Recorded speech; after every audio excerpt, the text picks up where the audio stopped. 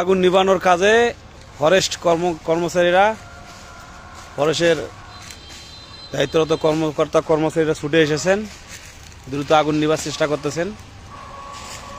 কিন্তু যারা এইসব কাজ করতেছে তাদের বিরুদ্ধে কোনো ব্যবস্থা এখন পর্যন্ত কোথাও আমরা দেখতে পারিনি। কিন্তু এটা তো কখনোই সম্ভব না, এত বড় বনের ভিতরে এইভাবে লোকবল দিয়ে আগুন, আসলে এদের বিরুদ্ধে ব্যবস্থা না হলে এটা আসলে ভবিষ্যতে আমরা সবুজের বন আর দেখতেই পাবো না।